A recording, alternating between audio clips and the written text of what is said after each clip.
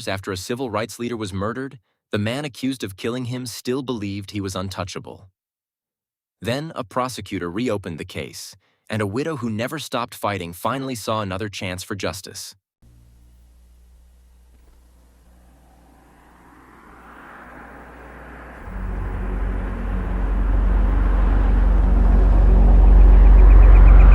It is better to settle these matters in the courts than on the streets, and new laws are needed at every level. But law alone cannot make men see right. We are confronted primarily with a moral issue. The heart of the question is whether all Americans are to be afforded equal rights and equal opportunities. Good night, Mr. Evers. Whether we are going to treat our fellow Americans as we want to be treated. If an American, because his skin is dark, cannot eat lunch in a restaurant open to the public, if he cannot send his children to the best public school available, if he cannot vote for the public officials who represent him, if, in short, he cannot enjoy the full and free life which all of us want, then who among us would be content to have the color of his skin changed? Who among us would then be content with the counsels of patience and delay? 100 years of delay have passed. President Lincoln freed the slaves, yet their heirs, their grandsons, are not fully free. They are not yet freed from the bonds of injustice. They are not yet freed from social and economic oppression. That looks like a police car. And this nation, for all its hopes and all its boasts, will not be fully free until all its citizens are free. We preach freedom around the world, and we mean it. And we cherish our freedom here at home. But are we to say to the world, and much more importantly, to each other, that this is a land of the free, except for the Negroes, that we have no second-class citizens except Negroes, that we have no class or caste system, no ghettos, no master race, except with respect to Negroes. Now the time has come for this nation to fulfill its promise.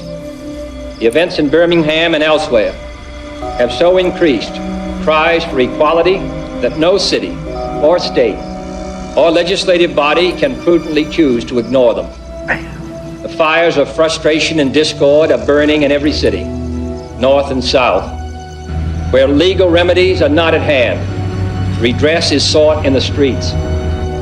We face, therefore, a moral crisis as a country and a people. It cannot be met by repressive police action. It is a time to act in the Congress, your state and local legislative body, and above all, in all of our daily lives. A great change is at hand, and our task, our obligation, is to make that revolution, that change, peaceful and constructive for all. Those who do nothing are inviting shame as well as violence. Those who act boldly are recognizing right as well as reality. Medgar! Get the baby! Get the baby! Medgar!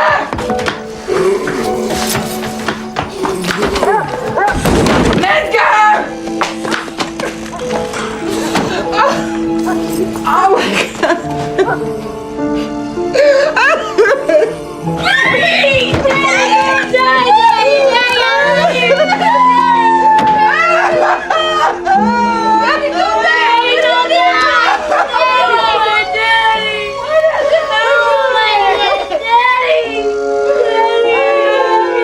Turn me loose. Turn me loose. Turn me loose.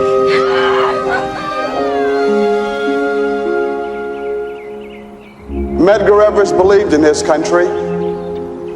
It now remains to be seen whether his country believed in him.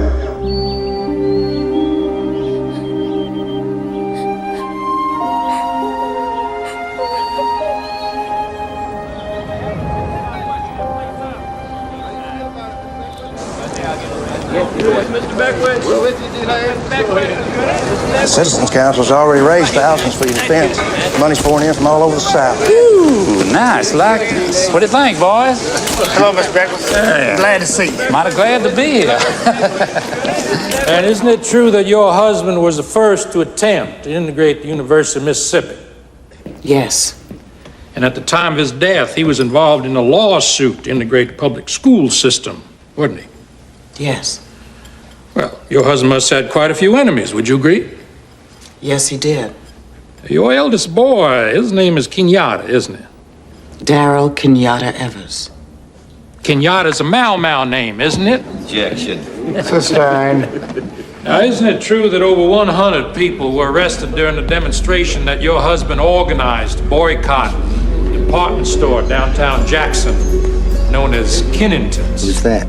All Ross Barnett. You're kidding. Nope. You don't see that every day of the week. Former governor shaking hands with an accused assassin right in front of the jury. There's not a court in America that would stand for that. What's America got to do with anything? This is Mississippi. Byron de la Beckwith. And you live over Greenwood, Mississippi, correct? Yes, sir. My mother was a Yerga, and her mother was Susan Yerga, close personal friend of Miss Jefferson Davis. Mr. Beckwith, you shoot Medgar Evers? No, sir. Your Honor, may I? Mr. Beckwith, is this your rifle? Let's see. Well, it bears a similarity, but I couldn't say for certain. See, I don't record the serial numbers of my weapons, and my gun was stolen from my home several days before this whole business.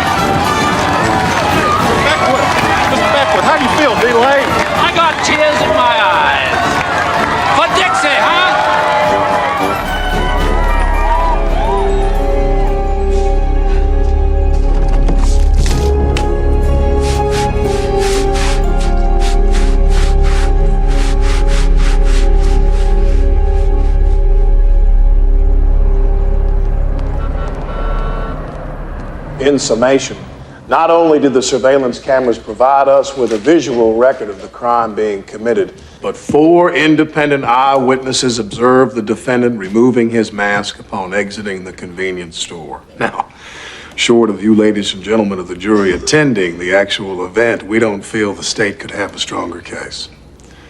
Thank you. Counsel? Hey, Bobby, how'd it go? Well, through a combination of superior lawyering and a less than stellar performance by our criminal, I was able to secure a conviction. Congratulations. Listen, I got a rape victim who's reluctant to testify. Can you handle the Harrison motion this afternoon? You bet. You're a lifesaver. DeLaughter, your wife just called. What'd she want? She said to remind you you're having lunch with her mother and your parents at 1 o'clock at the club. How could I forget? Bobby, you seen this? Yes, I have. Evers' widow Myrlie's calling for the re-prosecution of Byron de la Beckwith. Ed, this guy was killed over 25 years ago. Just dig up whatever you can on Medgar Evers and be in my office at 3 o'clock. Well, Ed, this is ridiculous. Well, sure it is. But if we try to bury this, Myrlie Evers is going to have every black politician in Jackson climbing all over me. Ed. My office, 3 o'clock.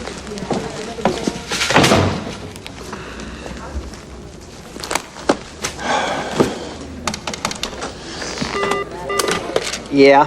Clara, do we have any files around here on Medgar Evers? Who? Medgar Evers, the civil rights leader that got himself shot in the 1960s? Oh, yeah, I just saw that file. It was sitting right next to the one on the Lindbergh baby. Clara? Yeah. Just bring me what we have. Okay.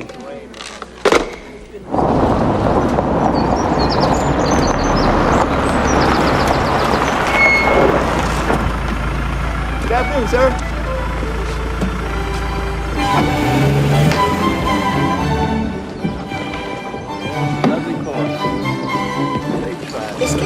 Hey, you make Hines County any safer today, son? Well, Daddy, you know how it is with criminals. It's like finding a gray hair. You pull one out and two more pop up and take its place. Really, I just love those earrings. Have you worn them before? Oh, I've had them for quite some time. I just never wear them during the day. You all see that nonsense about the Sovereignty Commission in the paper this morning? Yeah, isn't that awful? That fool Ray had them. And ever since he took over that paper, these dang liberals like Jerry Mitchell been trying to rewrite history. The Sovereignty Commission is a fine organization. Did a lot of good for this state. Dixie, darling, would you pass me the butter, please? Why'd they have to go digging up things that happened 25 years ago anyway? Well, Medgar Evers' widow wants to reopen the case. You can't be serious. Ed asked me to look into it.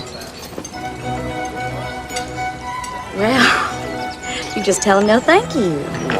When are these people gonna get it through their heads that the 60s are over? The 1860s and the 1960s. I thought they found that Beckwith fella not guilty. Well, actually, there were 2 hung juries. Well, the reason that I know is because my late husband, Judge Moore, well, he was a spectator at both those trials. He'd never miss a day, and he told me, he said, that they would never convict that Beckwith fella, no matter how many trials they had. Well, truth is, it's just a political thing. I don't think anything's gonna come of it. Well, son, for your sake, it had better not. You want to be a judge someday. You persecute a 70-year-old man, guilty or not, over some nigger, you'll have everybody in the state of Mississippi lined up against you. Hey, Howard. How you doing? Y'all got any of that crawdad chowder today? Yes, sir. How many for crawdad chowder? Oh, come on. Mrs. Evers, Mr. Dees, I'm Jerry Mitchell from the Clarion Ledger. I broke the story on the jury tampering in your husband's case. Oh, yeah, I talked to you on the phone, didn't I? Yes, That's right. Yes. Thank you for all your good hard work. I can't tell you how much it's appreciated. Well, I'm just doing my job, ma'am. Well, what do you think your chances are of getting the DA to reopen the case? I've passed this way before. Let's just say I've adopted an attitude of tempered optimism. Hey, DeLaughter, hear the news? President Lincoln just got shot. Some guy named Booth did it.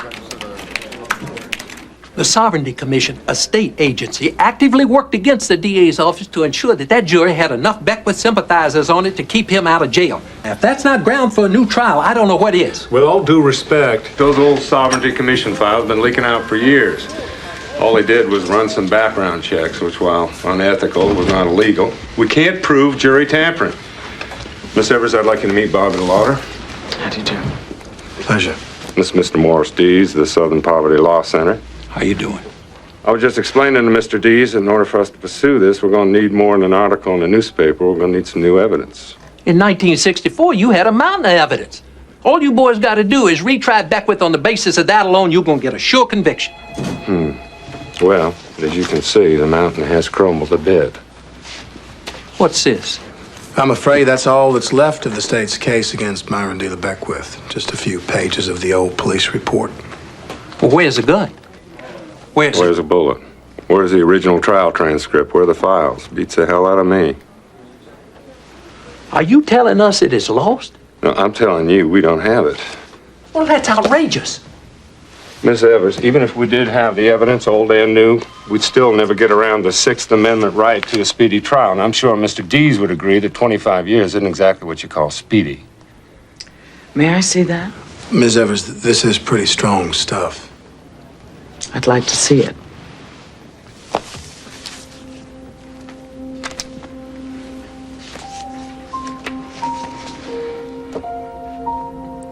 June 13th, 1963. To the Jackson Police Department. When you catch whoever killed the nigger, you be sure to pin a medal on him, 'cause he just did the state of Mississippi one hell of a favor. June 14th, 1963. A female who refused to identify herself stated that she'd heard a rumor that Medgar Evers' wife had gotten jealous of Lena Horne, who appeared with Evers at a rally, and might have gotten her brother-in-law to kill Evers. Well, who wouldn't be jealous of Lena Horne? My God, what a beautiful woman. Yes, ma'am. The only reason the cops wrote that garbage down is because they actually took it seriously. Mr. Dees.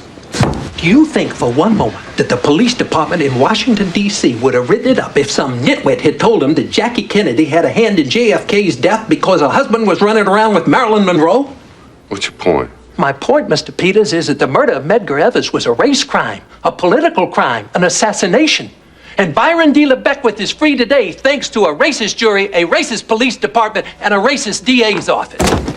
25 years ago, Bill Waller and this office went after Beckwith. Not once, but twice. Now, I don't need to sit here and listen to your... 25 years ago, I sat on the witness stand, and I watched as the former governor of this state shook hands with the man who murdered my husband while I was on the stand. Now, I don't expect you to understand the pain and suffering that my family and I have gone through, but I did come here thinking that this office might want to see justice finally served. Miss Evers? Mr. Peters, you've given me all the reasons why you can't pursue this. Perhaps you can find one reason why you can. Good afternoon, gentlemen.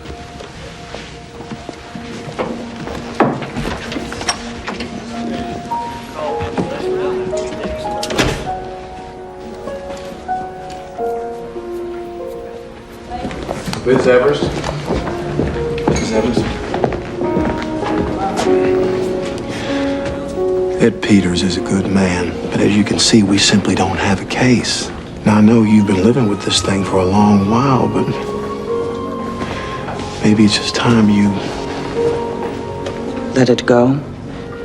I can understand why you think that, Mr. DeLaughter. For years, I said the same thing to Medgar. Let it go. Let's get out of Mississippi. Do you know what he said to me? I don't know whether I'm going to heaven or to hell, but I'm going from Jackson. Good afternoon, Mr. DeLaughter.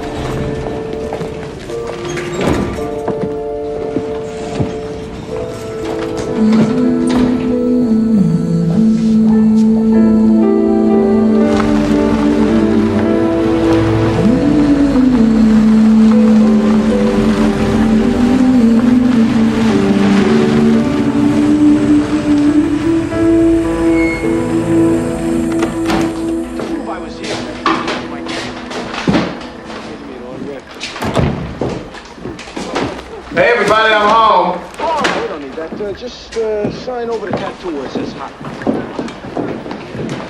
Hey, you must be Laurie Partridge. Hey, Tiger. I must. Yeah, Hi, Dad.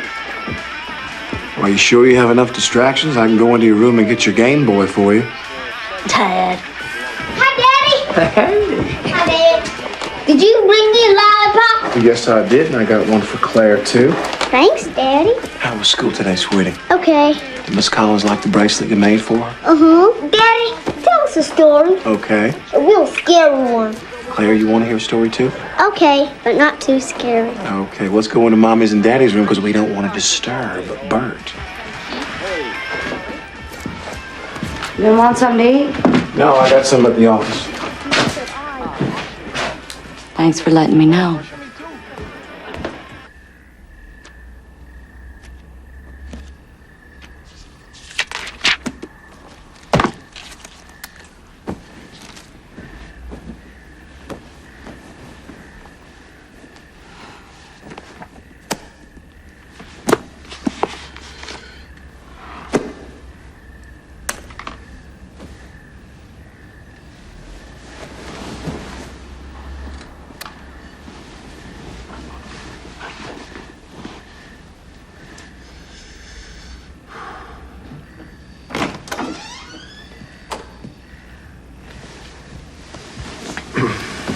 There, honey, what are you doing out?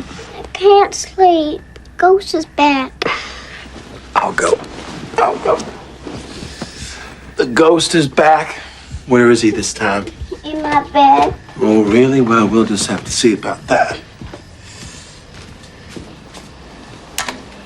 Well, look, you were right. He's sitting right there on the bed. No, Daddy. I was over by the window. Oh, I see. Thought your bottle tree was supposed to keep him away. Maybe I don't have the right kind of bottles. You know, baby, when we lived in Natchez, there was a ghost that lived right next door. in the remains of this old house that got burned during the war. And sometimes he'd come over and get right in my closet. How'd you make him go away? Well, your granny would come in and she'd sing a special song, and before you know it, he was gone. What'd you sing? She sang the song that every ghost from Mississippi loves. Sing it, Daddy. All right. I wish I was in the land of cotton. Old times there are not forgotten. Look away, look away, look away, Dixieland. In Dixieland where I was born, early on one frosty morn. Look away, look away, look away, Dixieland. Oh, I wish I was in Dixie, hooray, hooray. In Dixieland I'll take my stand to live and die. In Dixie, away, away, away down south in Dixie. Bobby. Hey, Jerry, I'd ask you what's new, but I'm afraid you'd tell me. Well, you're what's new. My readers are on the edge of their collective seat. Will Mr. DeLaughter or will he not go after Byron D. LeBecq? The district attorney's office has every intention of thoroughly investigating the possibility of reopening the case. Well, I didn't go to law school, sir, but that sounds an awful lot like bullshit to me. Nice talking to you, Jerry. Have a nice day.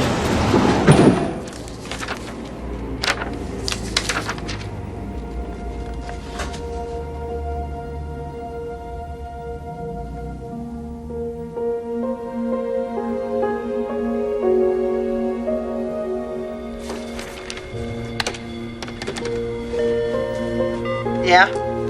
Clara, can you tell me how I can get a hold of Lewis Skinner or Fred Sanders? Well, if you want Lewis Skinner, you're gonna need a big shovel and about 6 hours of digging time. What's Fred's status? As far as I know, he's still above ground. Now, back in '63, none of those houses were there. That was all vacant lot. And this here was all covered over with brush. I got out here 8 minutes after the call came in. The way Miss Evers was yelling at me, you'd think I was the one who done it. This is where they found the gun hidden in some honeysuckle vines. Got any idea where that gun might be today? Hell no. Back in those days, evidence had a habit of disappearing after the trials. Now look at that. Hell, my grandmother could have picked Evers off from over here. That's where he was shot, right there. That big tree wasn't there at the time. There was blood everywhere, all over the driveway, all over the car. It was as if somebody had butchered a hog. But this Evers, he must have been one hell of a strong man, because somehow he managed to drag himself all the way up to his door. After that bullet tore through Evers' back, it slammed through that window, crashed through a wall, ricocheted off a refrigerator, and busted a coffee pot. We found it laying on the kitchen counter next to a watermelon. You're kidding me. No, sir.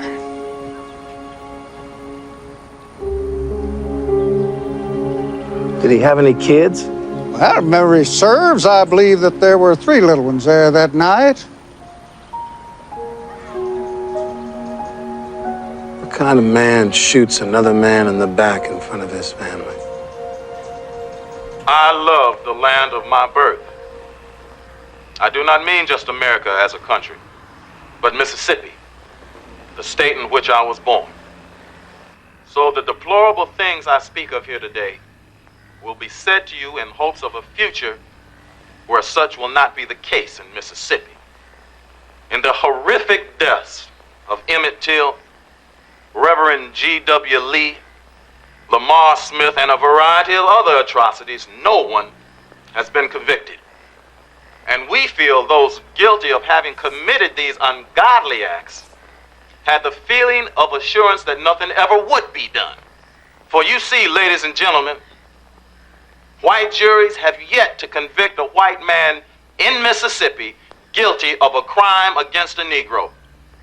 The failure of the so-called decent or moderate white person to take a positive and uncompromising stand for right and justice is a contributing factor, accentuated by the conspicuous absence. Why are you looking at it? To speak out.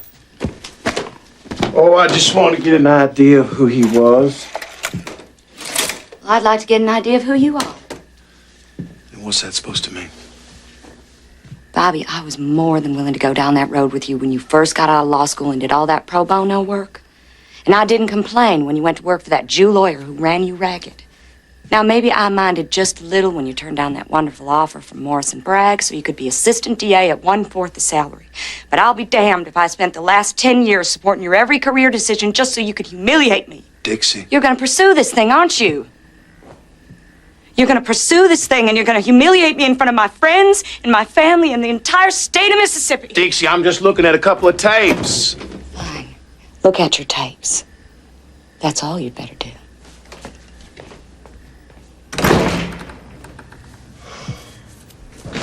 Why not? Because you can't win. Who says? Sixth Amendment says. Suppose I could get around the Sixth Amendment. Jesus, Bobby, it's one thing for the grieving widow to carry on. Suppose an argument could be made that the Sixth Amendment doesn't apply, like the McDonald case. You want to retry Beckwith? Fine.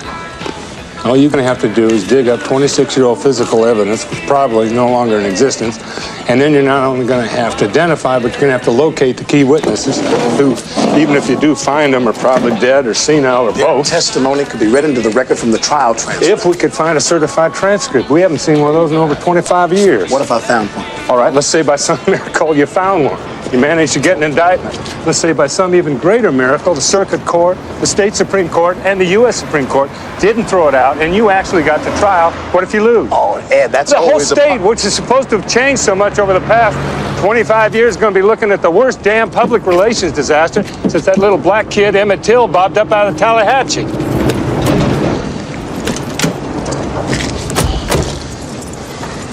Are you telling me I can't go after this? No, I'm telling you, you're dealing with the past. The state of Mississippi, that's not a place you want to be.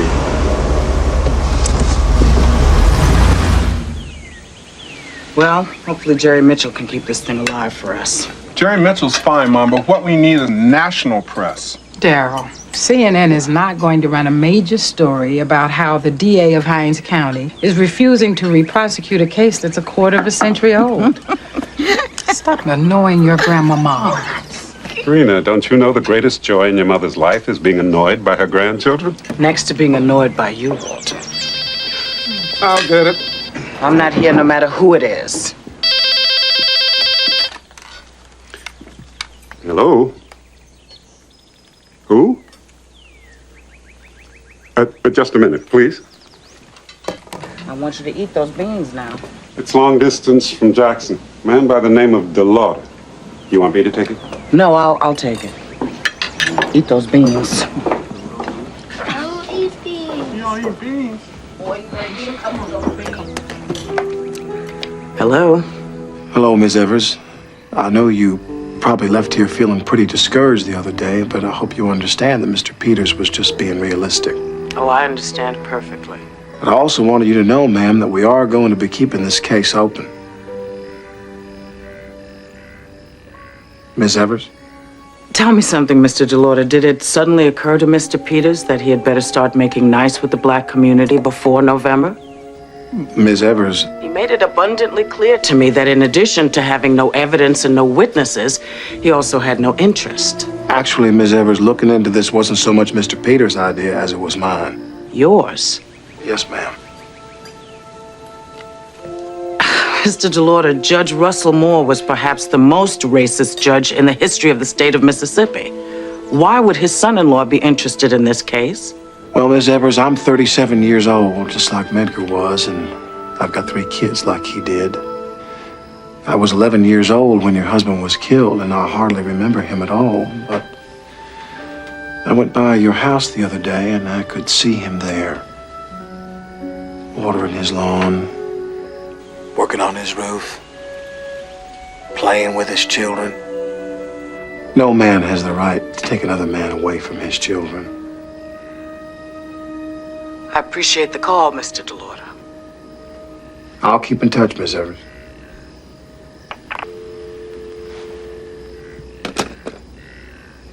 Did you plan on telling me? Or was I just going to read about it in the papers? I'm supposed to be at dinner at the Walker's house in 15 minutes. Well, I've got a lot of work to do here. Suit yourself.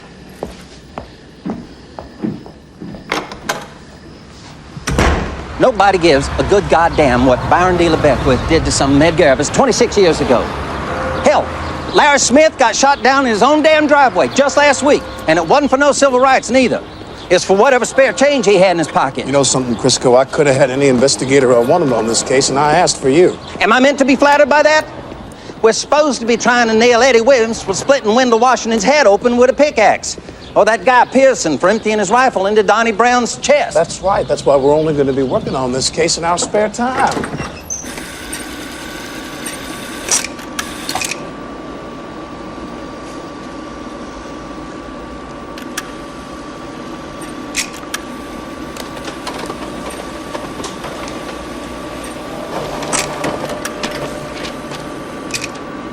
Holy shit.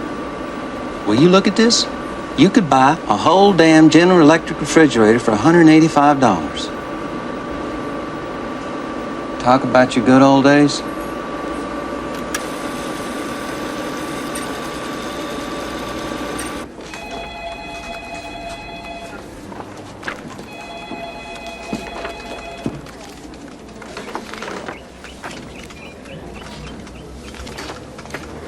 That's my daddy. Well, hey, Benny, I didn't know your daddy was on the force, too. Sure. Detective L.C. Bennett. He told me he was there when they found Beckwith's rifle, but I sure ain't never seen this.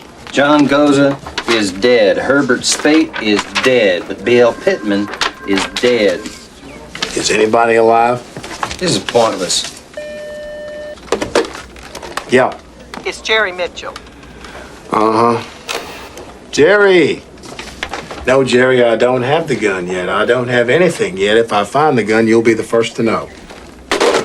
Pain in my ass. It's funny. I came by to see if you could use some help on this case, and here you are with a picture of my daddy. We sure could use some help on this thing, Benny. How are you at bringing people back from the dead? You're joking, but that's exactly what we have to do. We have to make the past start living again. This whole case is one big resurrection. Now, I want you guys to go through every piece of literature from every organization Beckwith was a part of. White Citizens Council, Sons of the American Revolution, KKK, all of them. Good. I always loved homework. And we're gonna start by paying these boys a little visit. Who's that? 2 cops said they saw Beckwith 90 miles away at the time of the murder. You think you're gonna get Holly and Cresswell to admit they lied under oath? Time has a way of cleaning up people's memories.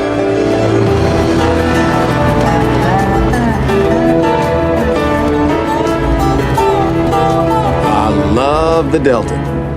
It's the best place on earth. Yeah, if you're a mosquito.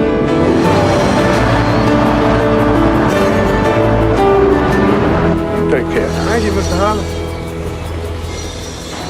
Sometimes you can't win for losing. Yeah, I asked you boys to meet me out here so as to avoid running into any of my constituents. How long have you been an alderman up here, Mr. Holly? Oh, hell. Must be going on about 5 years. But I'll tell you this. If word got out that I testified on behalf of Byron D. Beckwith, I suppose in a way, your boss and me got the same problem. Sir? Well, if we won't keep our jobs, we're both gonna have to kiss an awful lot of black behind. Mr. Holly, Medgar Evers was killed shortly after midnight, 90 miles away in Jackson. There's no way the killer could have been up here in Greenwood at 1 a.m. pumping gas. No, sir. That'd be impossible. I know it was a long while ago, but I'd like you to think back, if you would, and tell me, are you still sure about the time you say you saw Mr. Beckwith at that gas station? Well, sir, this little memory of mine just keeps getting worse and worse with each passing year, but there's 2 things I am pretty sure about. It was approximately 1:03 in the morning, and old Delay was gassing up that Valiant of his. Lying son of a bitch. You honestly thought you were gonna hear something different? Maybe we'll have better luck with his partner. Y'all want to spin at me? Then you go right ahead and do it. But if I see you, Byron D. Beckwith, or the blackest nigger in this country putting gas in his car at the time of a murder, then that's what I'm gonna say. I'd say he's in our camp.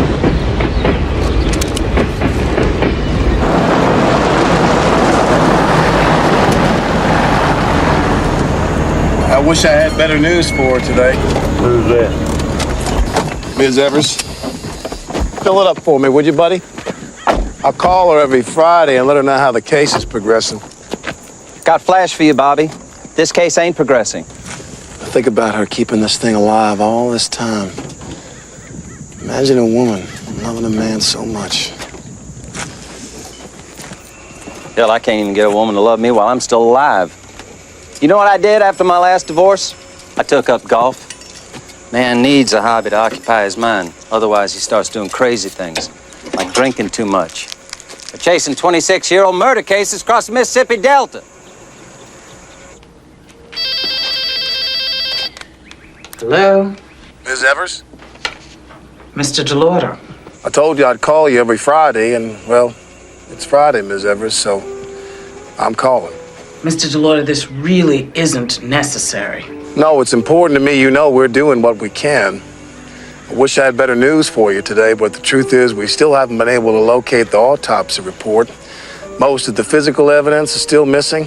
A number of the witnesses have died, which really hurts us, and so far we've had no luck in finding the original trial transcript, and I've just spoke with both Holly and Cresswell, and they're sticking by their stories. Well, Mr. DeLaughter, I'm sure as the Assistant District Attorney of Hinds County, you're doing everything in your power to see that justice is done. Ms. Evers. Mr. DeLaughter. I'll call you next Friday. I'll be on pins and needles till then.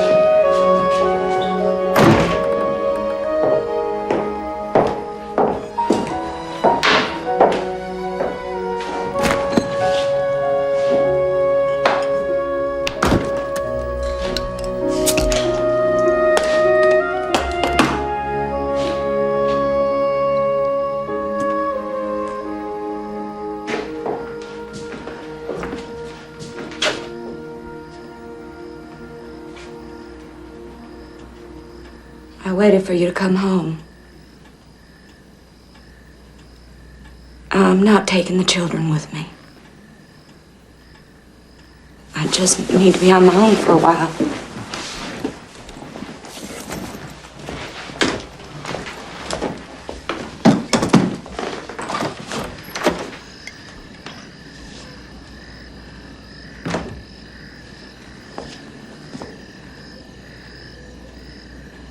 I was just wondering when we stopped loving each other.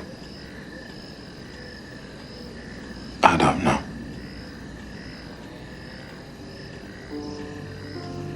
What happened, Bobby? People change. You saying I've changed? I'm saying you haven't.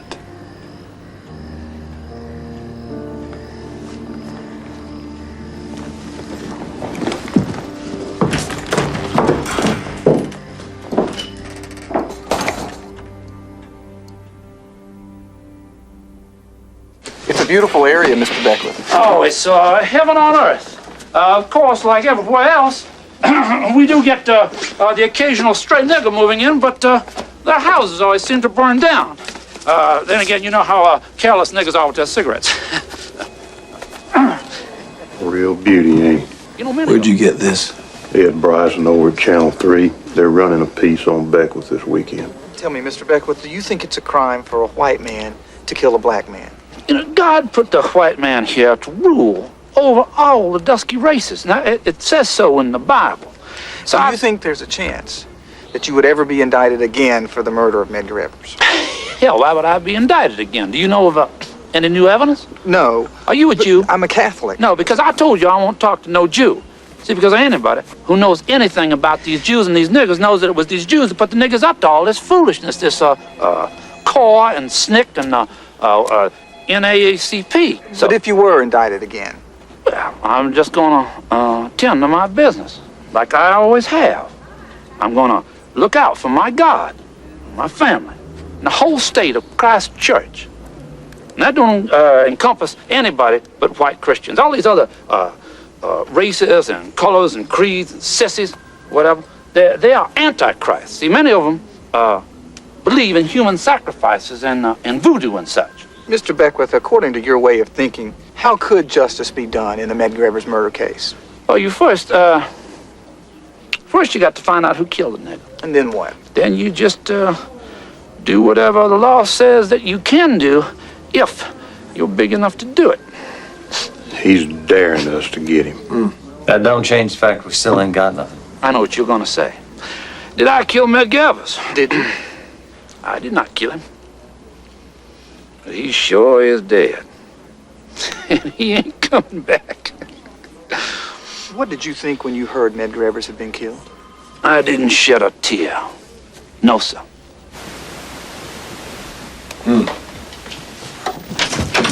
Here you go. The latest literary efforts from the Hate Group of the Month Club. People who only got one thing on their minds, they sure got a whole lot of ways to tell you about it. I wonder what old Judge Moore would be thinking about all this. Dixie still living with her mom? Shit, I'm late. Hot off the presses, armed robbery. A guy named Spradlin held up Chriselle's, got away with $3,800 and ordered onion rings. All right, Ed, I'll take care of it. Where are you going? Dixie's home with the kids. I said I'd be there by 6. What about the Owens case? I'm totally prepared, Ed. The assault with the baseball bat. No, the carjacking. Right, the carjacking. I'm on top of it. Bobby, look, I know you want to make this Evers thing your life's work, but we got a case or two that occurred in this decade. Ed, I promise. Bobby, this office can't keep covering for you with the judges. You best be in court tomorrow morning. Don't worry, Ed, I'll be there.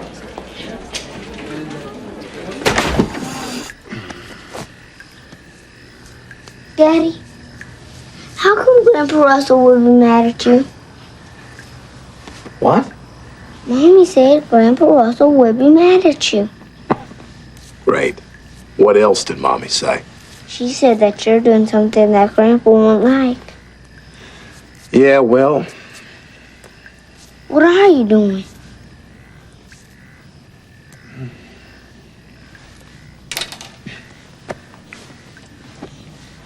Drew, Grandpa Russell and I didn't always agree on things. What things? Let's see, how can I explain this? Explain it. Right. Well, you know how sometimes people can just be different. Like how? Well, Grandpa Russell used to like to eat pig's knuckles. That's how I feel. See, we're different. And Grandpa Russell used to like to build things, and I can't build anything, but I like to work in the garden. And Grandpa Russell had guns all over his house, and we don't have any guns here. I have a gun. Well, yours is a nuclear-powered laser gun. I'm talking about handguns and rifles.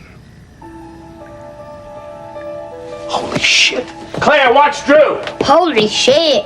Don't say that. That's a bad word.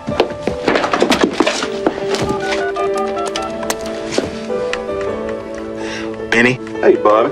When Fred Sanders was showing me the crime scene, he said something about evidence disappearing after trials. Do you know anything about that? My daddy told me that kind of thing happened all the time. People used to take stuff as souvenirs. You know, lawyers, bailiffs, clerks. How about judges? I'm afraid I won't be able to play next Tuesday. We have a round robin at the club, and I promised Luann. Well, honey, don't worry about it. I'll call Charlene. If she can't make it, it's okay. I'll get Louise. Sugar, play that jack of clubs for me there, if you would, please, ma'am.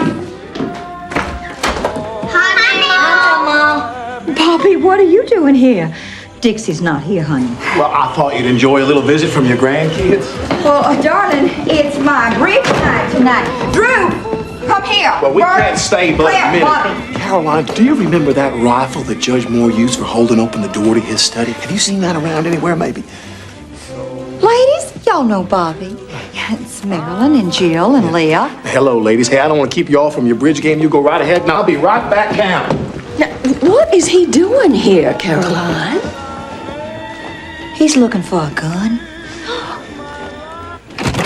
Bobby! Bobby? I don't appreciate you up here just roaming around, and I want you coming right back down those stairs now, please, and leave. I spent many a happy hour up here arguing the fine points of the law with your husband. Oh, yes. And if he knew what you were up to with this Evers nonsense, ooh, that man would turn over in his grave. I said that to myself just this morning. Dixie always said that you were just crazy as hell. Well, maybe she did have a point. Bobby, I love you. But you and Dixie, you're not any more right for each other than the man in the moon. Okay, I'm going back and resume my bridge game. You go on ahead, Ms. Moore. I'll be right down. Bobby, it's best if you come on back down with me right now. I prefer it.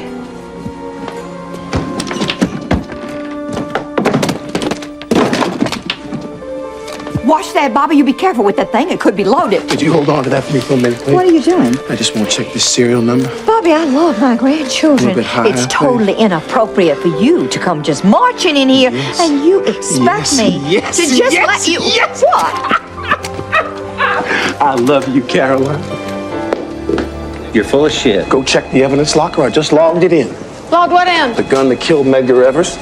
You're full of shit. Who's full of shit? Bobby says he found the gun that killed Medgar Evers. You're full of shit. Well, you finally got something to tell Mrs. Evers. Hey, I'm not going to tell Mrs. Evers.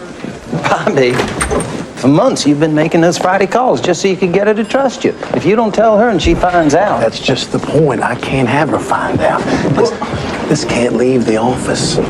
It's great we have the gun, but the only way we're going to get a new indictment is if we find something they didn't have 27 years ago.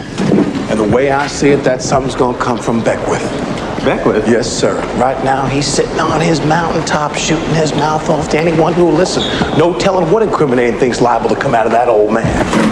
But if he knows we have something like this, he'll know we're taking this investigation seriously, and he'll just clam right up. Bobby, I doubt that Beckwith and Myrlie Evers speak all that often. Myrlie Evers does speak to Jerry Mitchell. And Jerry Mitchell speaks to the world.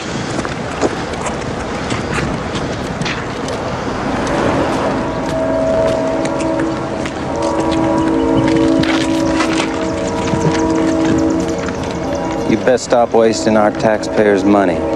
Enjoy your drive home. Nice to see Jackson still has some concerned citizens. Well, heck, son, what did you expect? I expect people to act like decent, law-abiding citizens. That's what I expect. This is 1990 for crying out loud. Of course it is, and we got blacks and whites playing ball together, and on the police force, and the government, on TV. We are a fully evolved society. Aren't we, son? Let me tell you something. This country may be legally integrated, but emotionally, we will always be segregated. I don't know that I accept that. Of course not. You're Bobby DeLaughter, Mississippi's self-appointed new civil rights leader. Barney, do we have to talk about all this? No, we do not. Hey, who all wants some of your grandpa's famous baby back?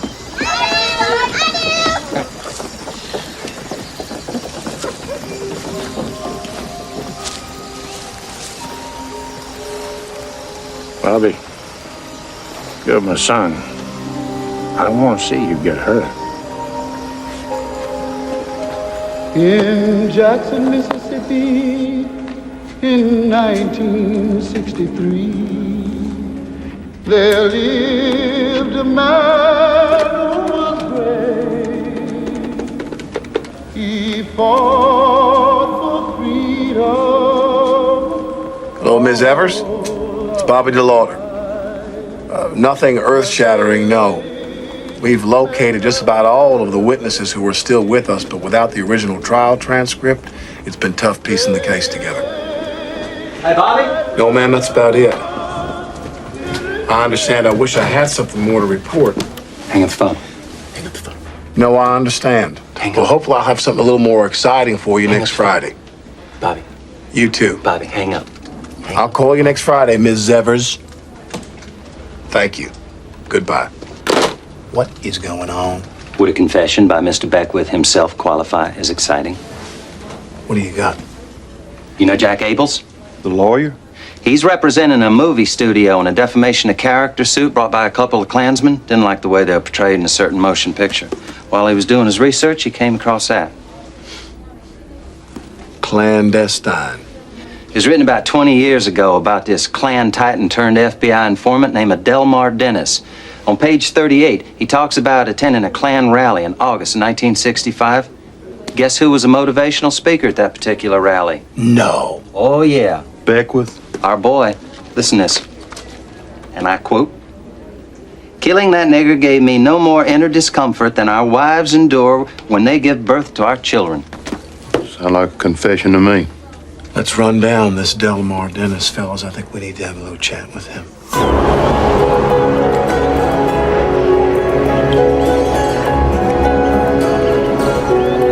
I got $100, says old Delmar Chicken's out on us. He's probably hiding out in the woods, shitting in his drawers.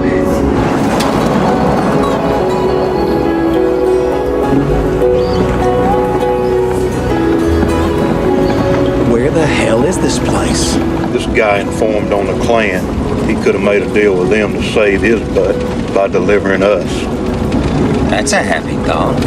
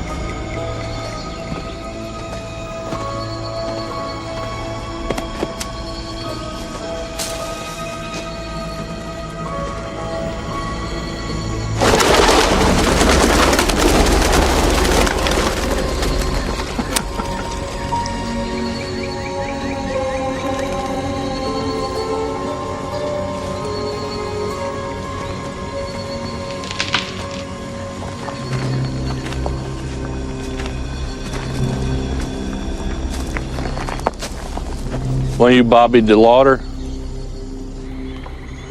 Holding rallies and burning crosses is one thing. But when they killed them 3 kids up in Neshoba County, them Freedom Riders. Goodman, Cheney, and Schwerner. Yeah. That made a lot of people come to their senses. Anyway, that's why I decided to go undercover for the FBI. Mr. Dennis, I need to ask you if what you say in that book happened. The part about Beckwith's speech at that Klan rally, is that or is that not a fact? It's a fact. I was shocked when he said it, and I remember thinking how stupid he was shooting off his mouth like that in front of 100 men. Did you report that incident to the FBI? Sure I did. But Beckwith was a white man accused of killing a black. The FBI wasn't going to blow my cover on a case they knew they couldn't win. They were saving me for the Neshoba trial because 2 of the victims were white. Right.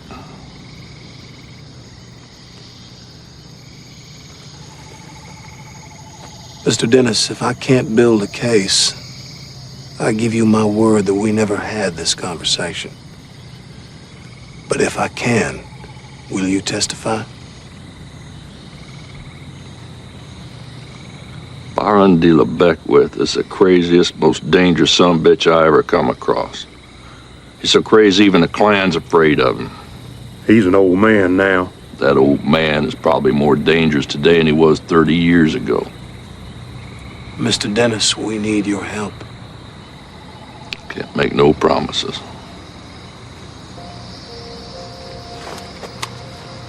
You know something, Mr. Dennis?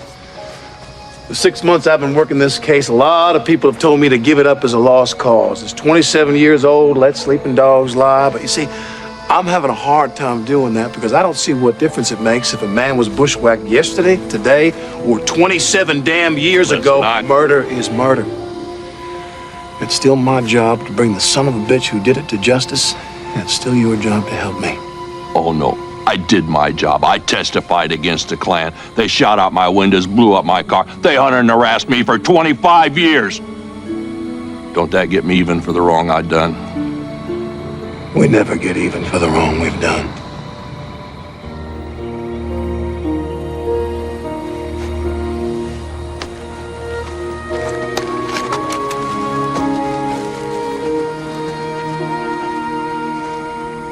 If I do this thing,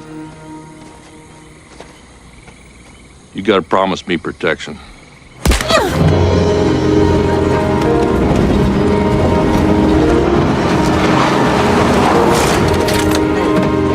Hey, what's going on?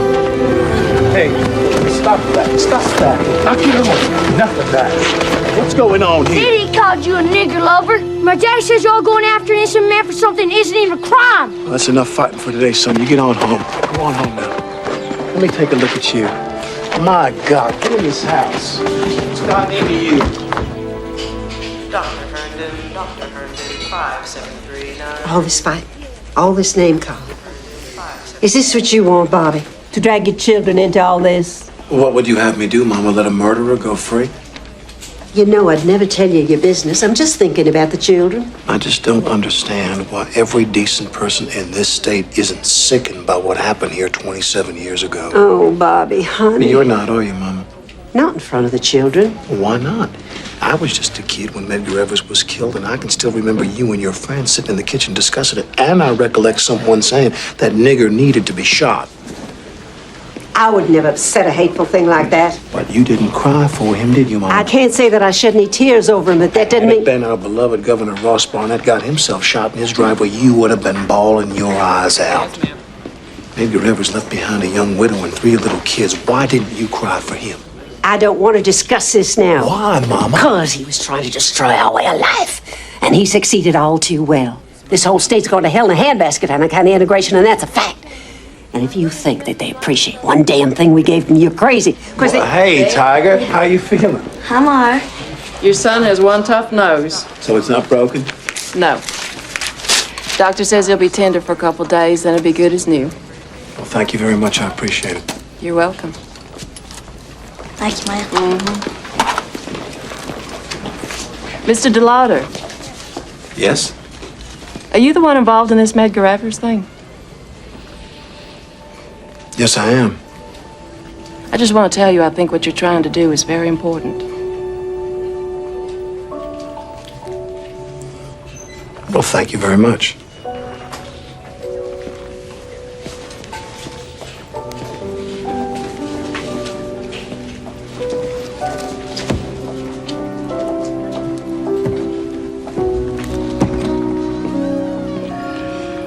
I don't want to see you kids getting into any more fights. But Daddy called you. I don't care what he called me. It doesn't bother me what he called me. You've got to learn not to let it bother you.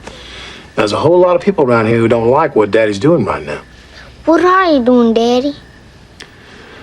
I'm trying to put a bad man in jail. Mama says what you're doing is wrong. Grandma said Edgar Evers is ruining our life.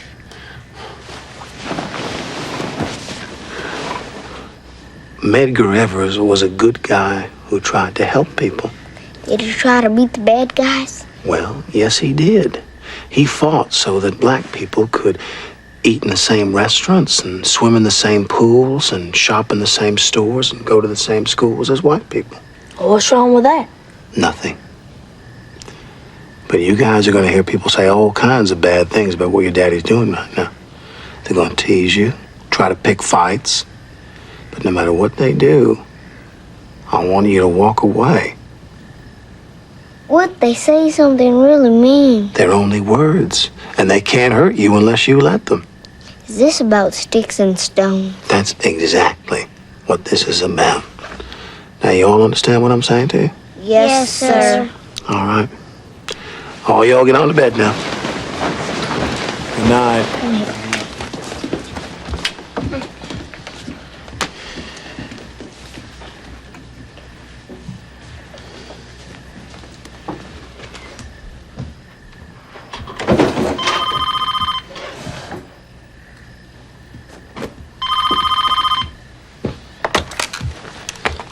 Hello? I heard you had a little visit with my friend Delmar.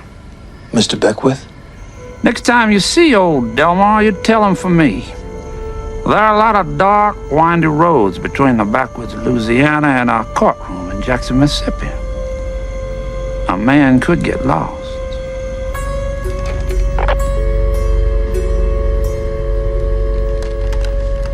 Daddy? Claire, sweetie, what's the matter?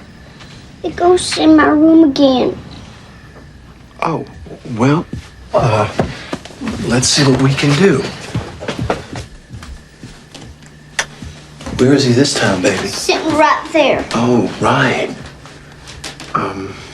Daddy, sing Dixie.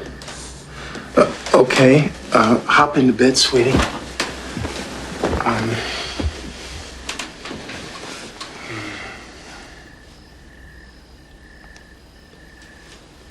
Daddy, sing. You know, sweetie, maybe Dixie's not the right song. Maybe that's why this ghost keeps coming back. But you said... No, I know, baby, but I'm not so sure that all ghosts like Dixie. But how do we know what this ghost likes? Well, seeing as this is your special ghost, maybe he'll like your favorite song. Oh, McDonald? Yeah. Let's give it a try. Okay. Okay. Old MacDonald had a farm, E-I-E-I-O, and on that farm he had a... what? Ghost? Okay. And on that farm he had a ghost, E-I-E-I-O. With a boo-boo here and a boo-boo there, here a boo there, boo everywhere, boo-boo. Old MacDonald had a farm. Dr. Morgan's radiology. Dr. Morgan's radiology. So, you wanted to have lunch to talk about Bert's nose? No, actually, I didn't think so. So then this is a date? apparently. In the hospital cafeteria? Well, I took a chance. I thought it would either be stupid or charming. What do you think? Is there a third choice? Extremely charming? That's the one. So how'd you get into all this? You want the standard answer or the truth? How about a little of both? Well, I always liked helping people, and I liked the hours. Which answer was that? A little of both. But I do like that I work 1 week on and 1 week off. Can't beat that. Yeah, you just have to be careful not to do too much shopping in that 1 week off. That 1 week off can kill you. What about you? Well, I wanted to be a lawyer since I was a little kid. I watched Perry Mason all the time. I identified with him. But he was a defense attorney. I know. Later on, I realized that the only way he ever won a case is if some guy jumped up in the middle of a trial and yelled, "I did it," and I didn't see that happening all that often, so I switched to the other side. Well, I think it's a good thing you did. You would be in the minority these days. There are a lot more people on your side than you think. You're not just saying that because I bought you lime jello. Well, it is the way to a woman's heart. But if you could pull this off, I think it'd do the state of Mississippi a whole lot of good. And if I don't? I'll pretend I never met you.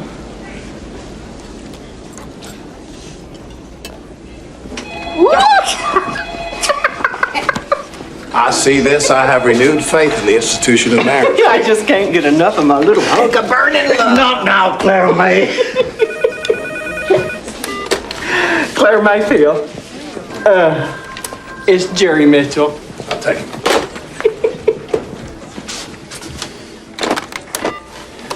Yes, Jerry. I know you have the gun. Jerry, we've been over this. And I know you found it in Russell Moore's den. Now, there'll be a story tomorrow about how the DA's office has been lying to the people of Jackson and how Bobby DeLaughter's been lying to Mrs. Myrlie Evers. And I'm just calling to see if you care to comment.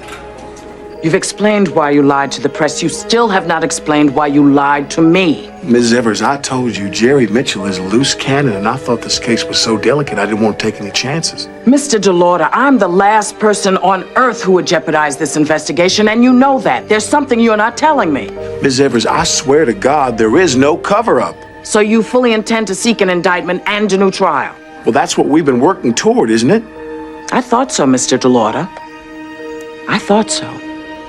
This latest revelation only proves what we suspected all along. Ed Peters and Bobby DeLaughter are just putting on a show for the black community. As far as I'm concerned, they're nothing but a pair of lying racists who never, I repeat, never had any intention of prosecuting this case. You want to see me? Yeah, Bob, come on, sit down. Sure you don't mind being seen in the same room with a lying racist? Well, I don't mind if you don't. You know Pat Bennett? Sure, she's one of the best lawyers in the state. Why are we talking about her? I thought she might be able to give you some help on the case. I've got it under control, Ed.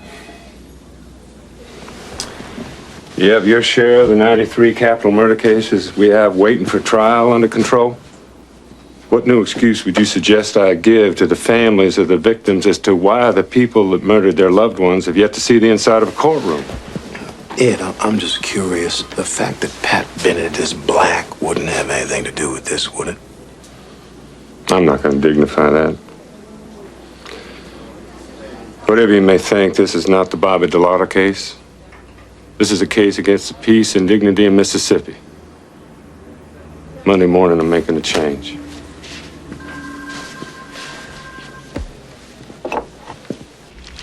Ladies and gentlemen, you're about to hear the testimony of a fingerprint expert concerning evidence that he claims to have identified on a certain glass. That you are entitled to consider the prosecution's failure to make the glass available to the defense. It is permissible for that one fact alone to raise a reasonable doubt in your minds that would require Mrs. Savage's acquittal. Can he do that? This is my case, damn it. What? How dare they say I'm putting on a show? There are only two people who really care about this case, and I'm one of them. If anybody's putting on a show, they are. The only thing they're trying to do is stir up emotions and position themselves as the saviors of the black community. Based on the lateral slash on the interior portion of the fingerprint, take the center whorl. Bobby, where are you going? From the top swirl. I am certain that this fingerprint found on the bar glass covered.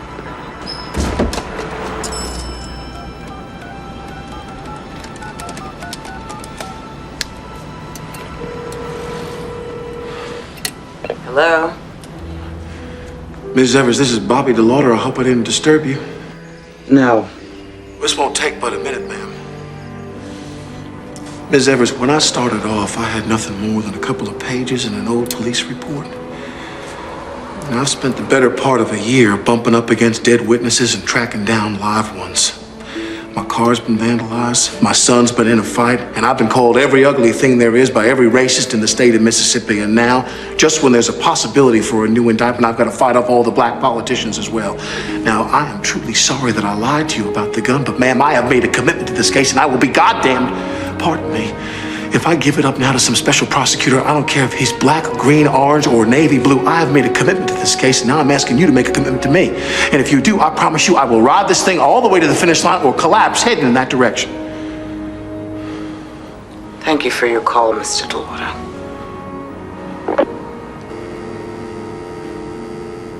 Ah, the hell with her. She's just like all the rest of them. Bobby, the white world has not exactly gone out of its way to make Mrs. Evers particularly trusted. When does it start? What do I have to do? We had a chance here, a real chance, to send a message to this country that the state of Mississippi is not just a bunch of redneck racists. My mother was right. We should just separate and go back to the way things were and let the South rise again. You don't believe that? Why not? Myrlie Evers does not want my help. To her, I'm just another white man trying to put her in her place. She can't see the difference between me and Byron D. LeBeckwith. Bobby, you didn't tell her about the gun. That's right. I did not tell her about the gun, and if I had it to do over again, I still wouldn't have told her about the gun. The decision to keep the discovery of the murder weapon a secret was a good strategy, and it wouldn't have bothered her a lick if I was black. I would have just been a smart lawyer. Can't have it both ways. Now, what do you mean by that? Bobby, you told me the reason you didn't tell Ms. Evers about the gun was that you were afraid she would leak the story. You can't very well expect her to trust you if you don't trust her.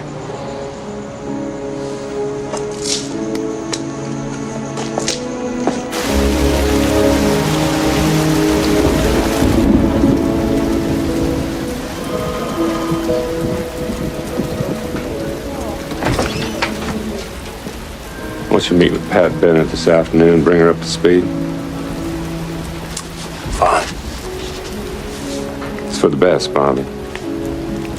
You say so, Ed.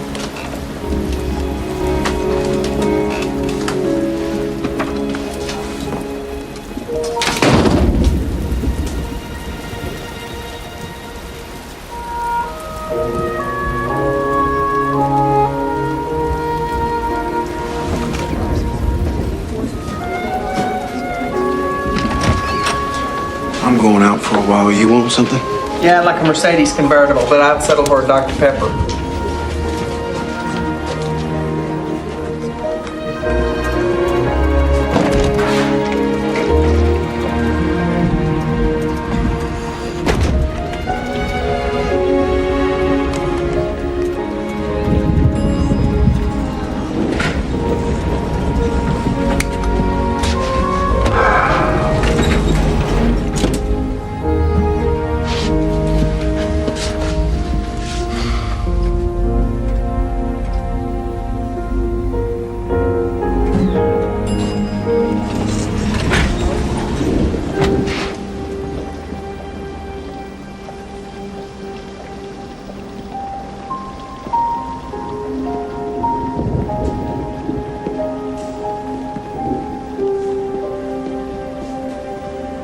Mr. DeLaughter, there are 4 important things in my life. Medgar, Walter, my children, and this. The original court-certified transcript.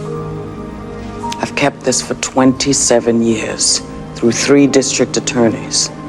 Once I give this up, I know that it may be gone forever.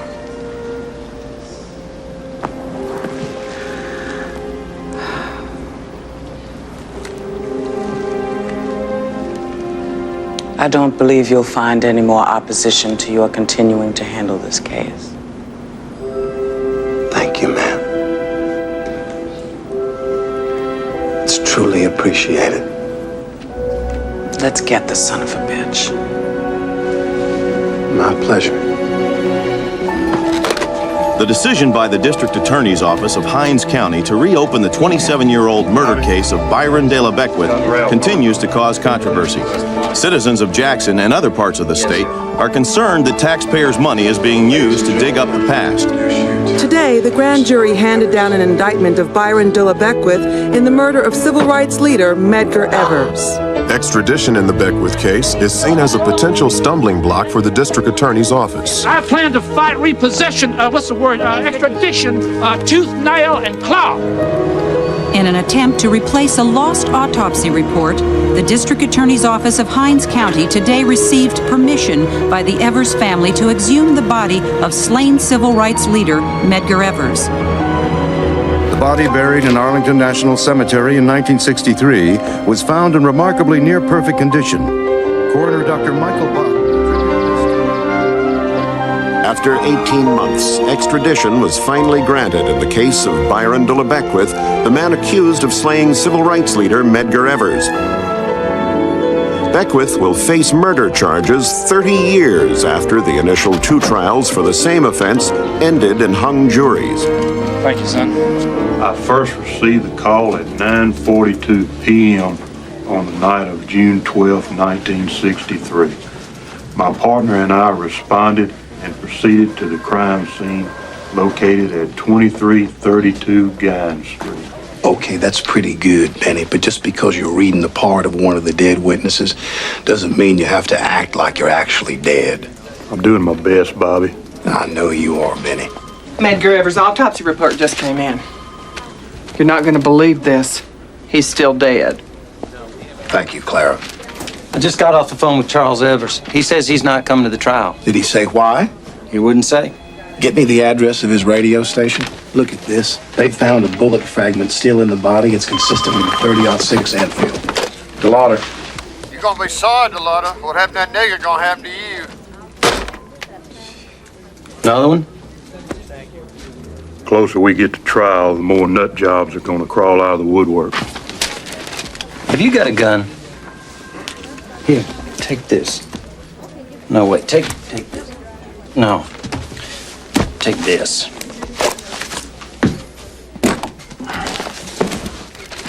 Be back. The great Robert Johnson.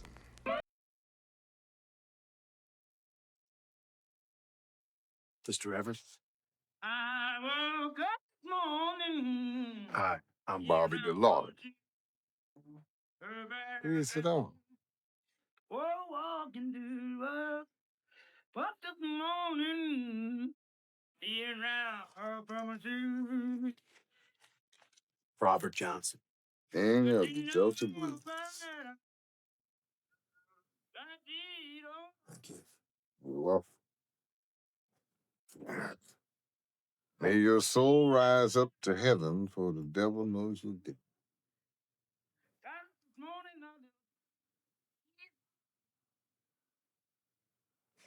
See, Robert Johnson sold his soul to the devil so he could play the guitar like that.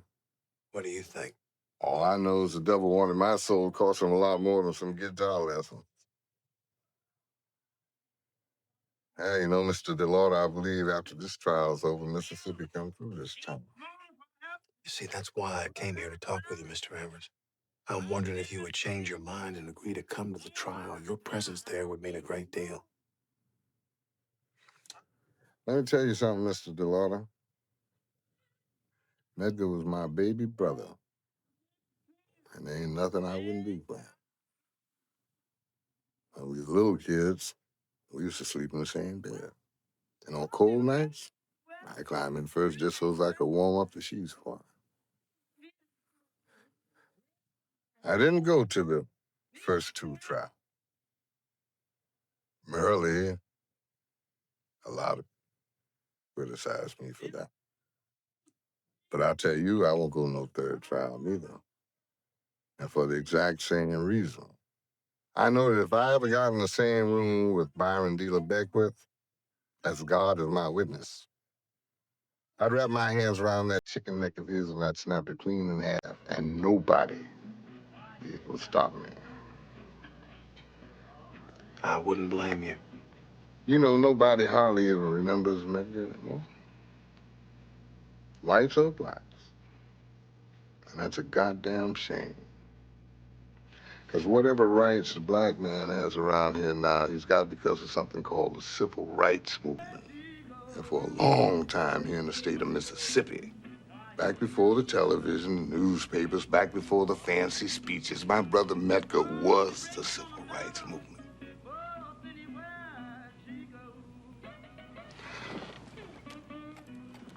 I'm sitting here tonight talking to my friend and your friend, Assistant District Attorney Bobby DeLaughter. Bobby and me, we talking about my brother Medgar Evers. And we gonna play the blues for Medgar all night long.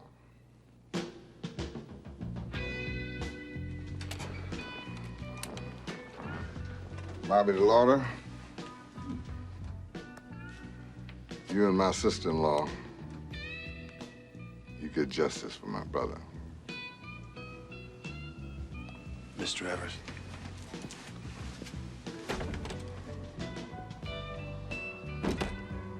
Devil, if you listening, I won't sell my soul for no guitar lessons, but I'll sell my soul for that.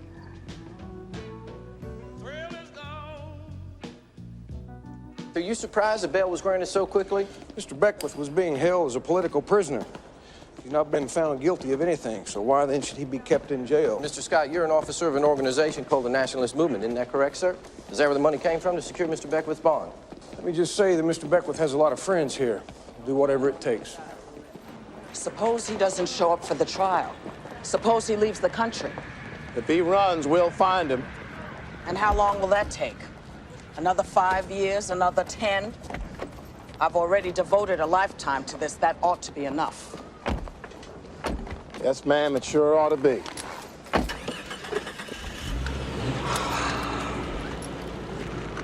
I'm sorry, Bobby. It's all right, Ms. Evers. It's quite all right.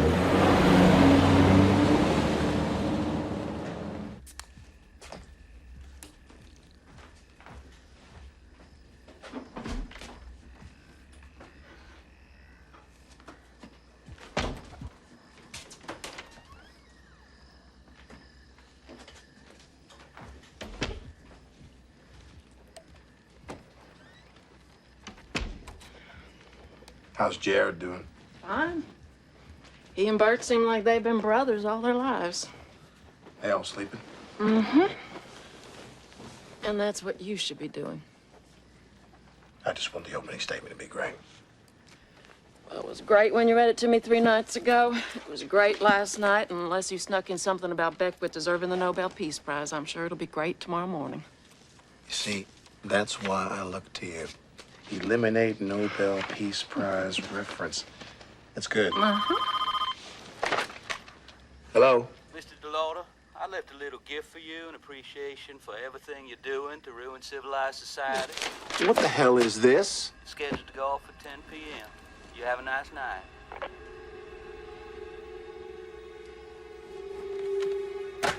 It's a bomb.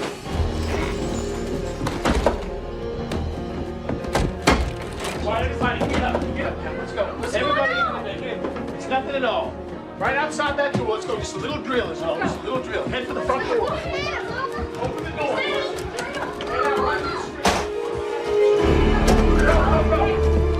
Go. Wait. Come on.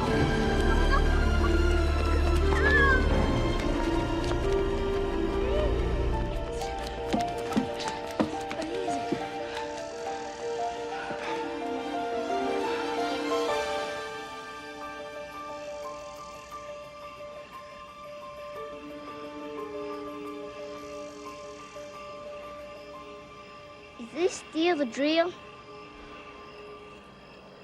Any OD, are you able to release any units? Negative, dispatch. Keep you advised.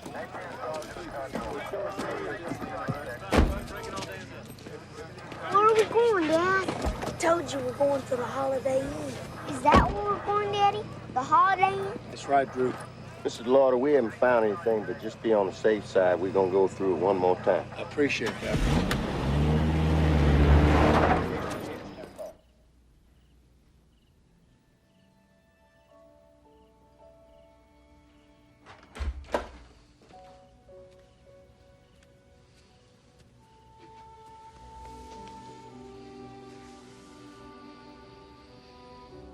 I told them if anything ever happened, all they had to do was walk away.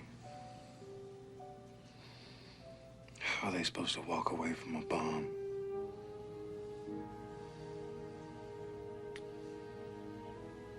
There wasn't a bomb. This time. Bobby, if you want to give this thing up, I understand. No one could fault you. But the world isn't going to be any safer. I don't give a shit about the world. These are my children. Yes, they are.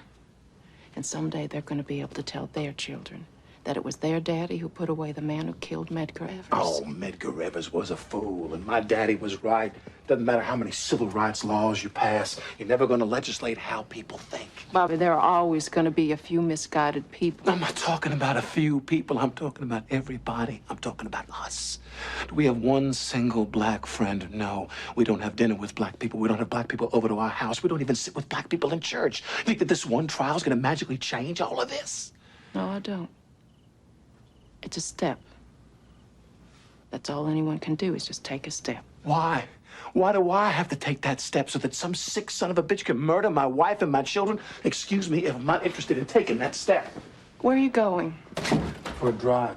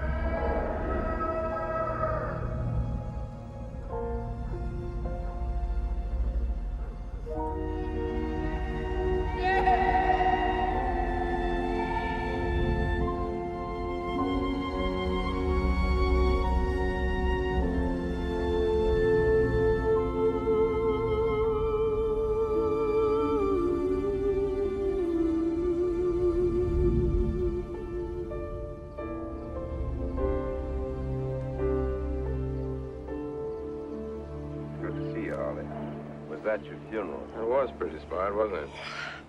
Oh, the same old indigestion, Holly. He's the only thing that helped. Bobby?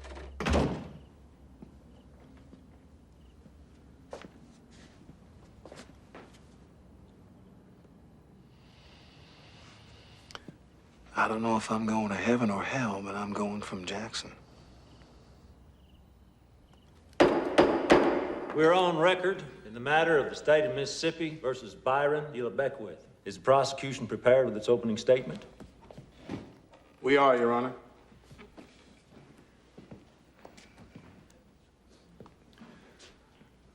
Ladies and gentlemen, this is a very simple case.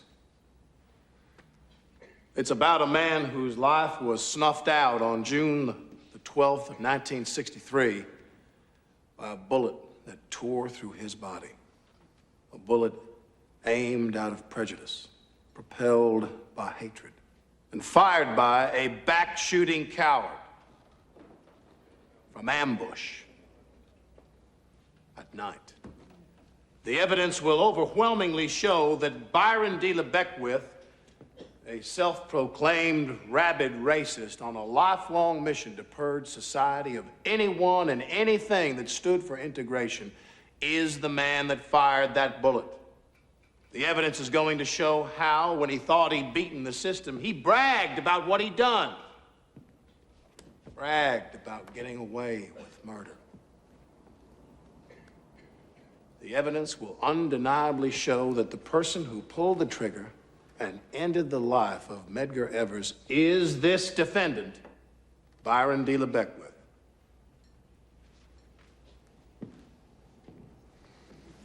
Mr. Coxwell? Good morning, ladies and gentlemen. My name is Meredith Coxwell.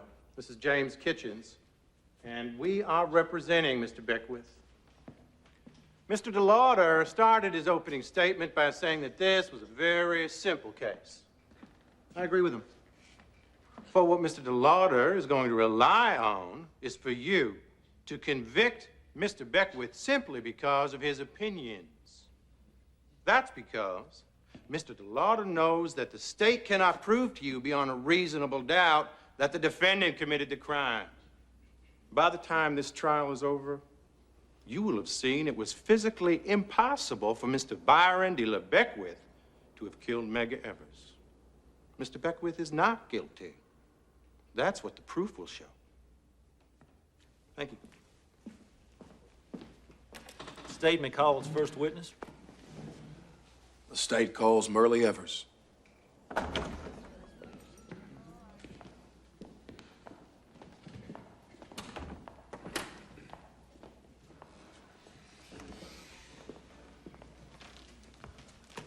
Raise your right hand. You swear that the testimony you're about to give is the truth, the whole truth, nothing but the truth, so help you God? I do. Seated.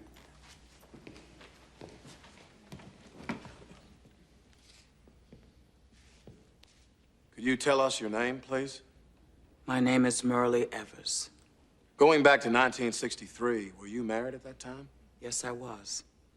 And to whom were you married?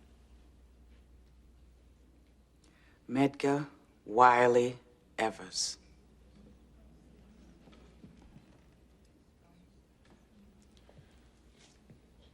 When was the last time you saw your husband alive? June 11th, 1963. I'd fallen behind in my housework and got up early that morning to iron some shirts for Medgar. By the time he woke, I had 10 freshly ironed shirts neatly hung on hangers. He said, "I thank you for ironing these shirts, but I'm not going to need them." Before he left for work that morning, he kissed us all goodbye and then left. But then he came back and took me aside. And he said, "If anything should happen to me, I want you to promise me you will take care of my babies." I said, "Of course. They're my babies, too." He then kissed us all goodbye again and left. Could you tell the jury what you remember seeing and hearing when your husband returned home that night? It was just after midnight when he got home. We heard the call.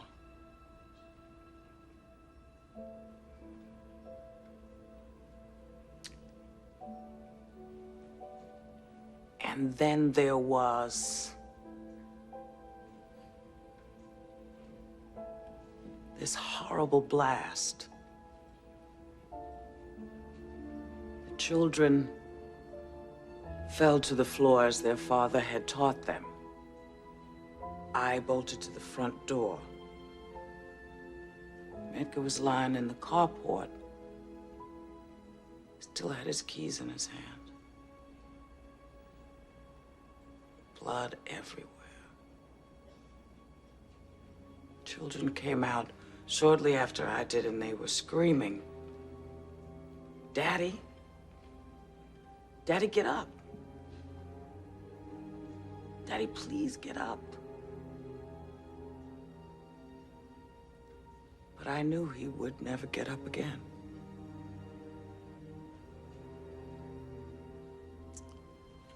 Nothing further, Your Honor.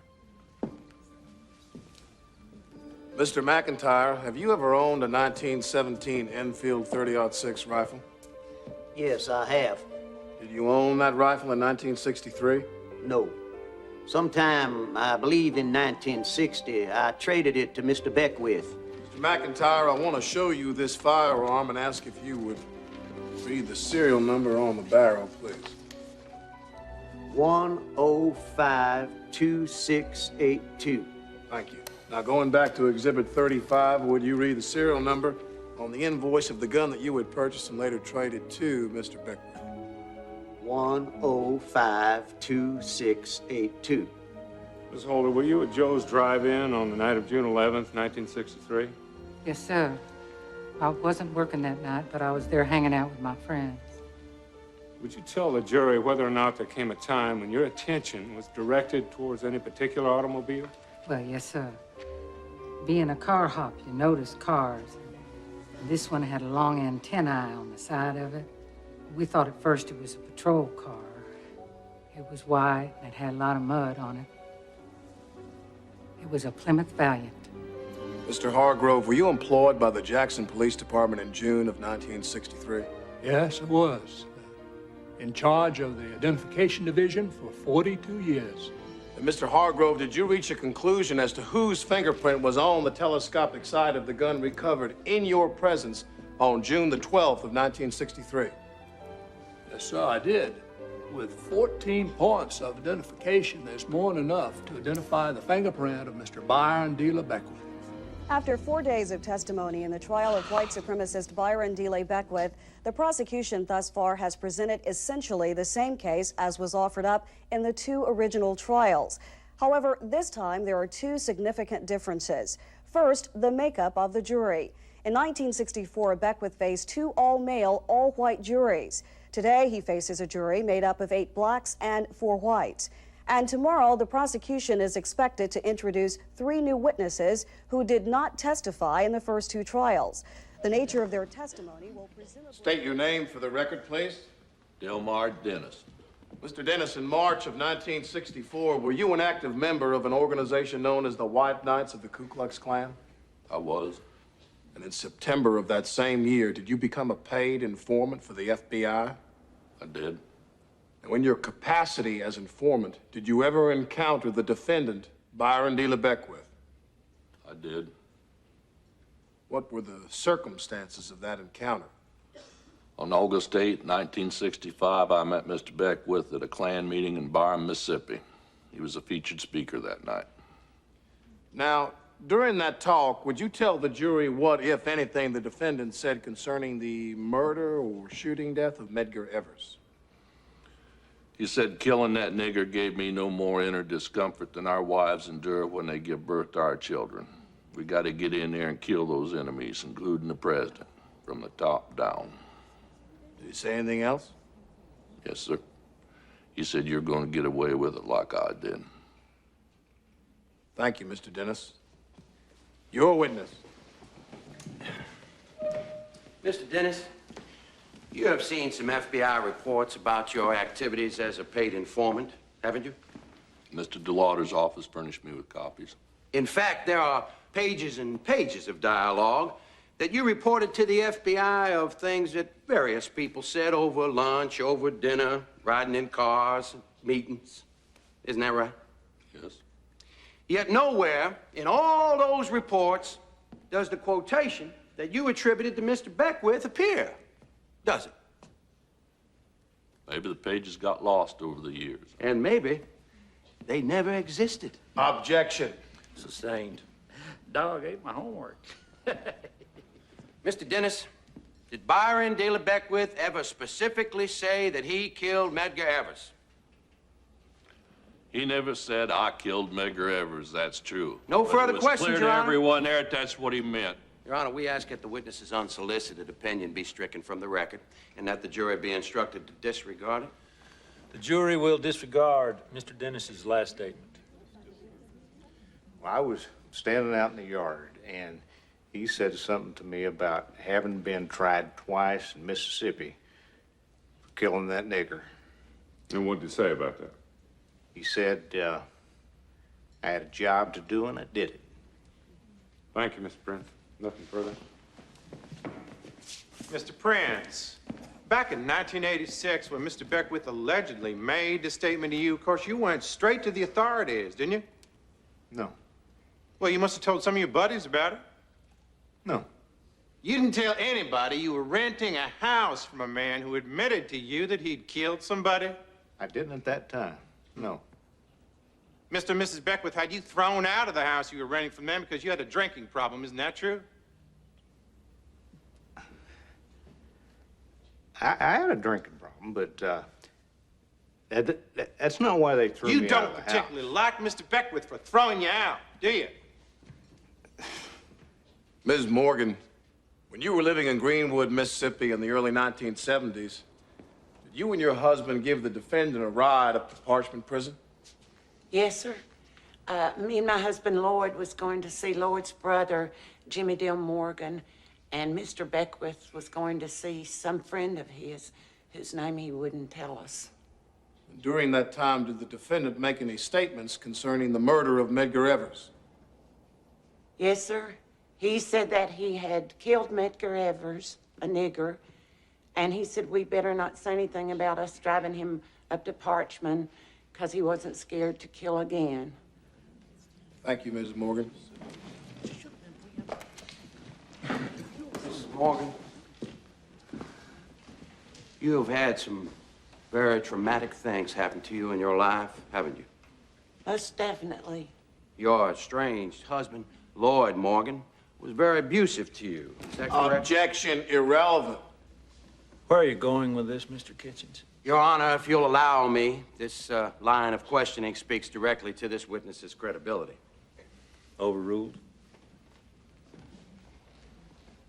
Mrs. Morgan, your husband, you told us, carried on an incestuous relationship with one of his children. Yes, he did. And your father was very abusive to you when you were a child. Yes, sir. And as a result of all this, you have been diagnosed by psychiatrists as having an anxiety disorder. Yes, sir, I have. I have nothing further. Well, if this here jury wants to believe a lying drunk, a paid informant, and a damn loony bird, then I reckon I might be in a bit of trouble, but not as much trouble as our beloved justice system. And you know, this Prince fella still owes me $64 worth of rent. Mr. Beckwith, how do you account for the matching serial numbers on the gun? My rifle was stolen out of my house several days before this nigger turned up dead. Turn those lights off. Can't you see you're hurting my wife's eyes? Mom, how can you stand watching this idiot? When your father died, I carried around such hatred for that man, I actually made inquiries into having him killed. But in time, I was able to let that hatred go. I don't know how. Well, I remembered something your father once said to me. He said, when you hate, the only person who suffers is you. Because most of the people you hate don't know it, and the others don't care. Of course, the big question here is, will Beckwith himself testify, as he did so confidently back in 1964? Everybody wants to see the Byron D. Beckwith show.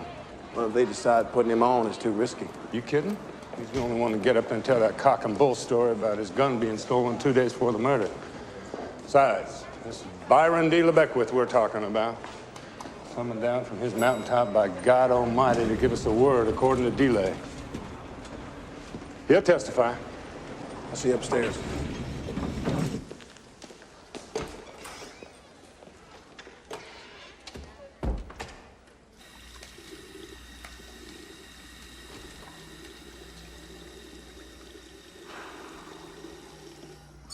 Mr. DeLaughter, something happened to you in your boyhood make you mean-spirited enough to turn on your own?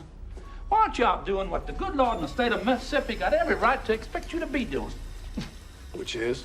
Putting niggas away for killing white people instead of the other way around. You know, you and us, Mr. Peters, y'all ought to be run out of this state perpetuating this foolishness, and y'all probably will be.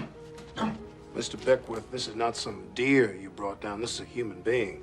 A deer, Mr. DeLaughter, is a beautiful animal. It's one of God's creatures. I would never kill a deer. A nigger, on the other hand, well, that's another matter entirely. Are you standing here and admitting to me that you killed Medgar Evers? What if I did? It's not like there's anything you nor anybody else can do about it. Yes, sir. We're gonna see about that. Oh, that we will. That we will.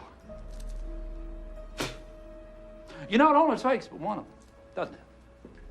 The question is, which one's it gonna be?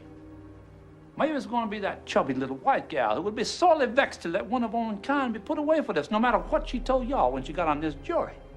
Or maybe that old nigger minister who won't want sending a sick old man to prison on his conscience. The point is, you ain't never, ever gonna get 12 people to convict me of killing a nigger in the state of Mississippi.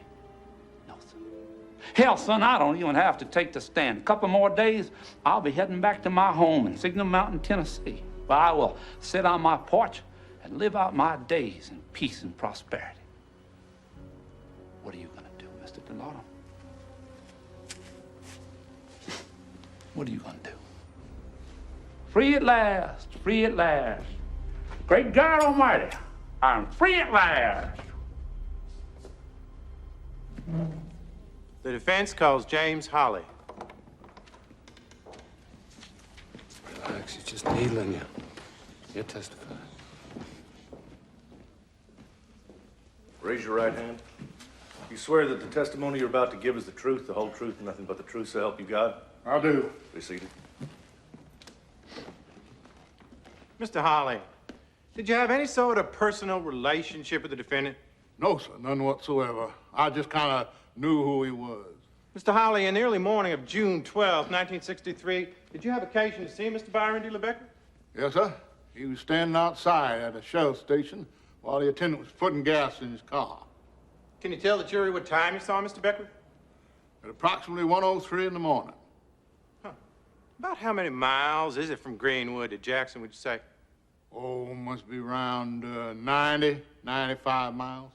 So you're saying you saw the defendant less than an hour after the murder, calmly standing by his car some 95 miles away from the scene of the crime? Yes, sir. I have nothing further.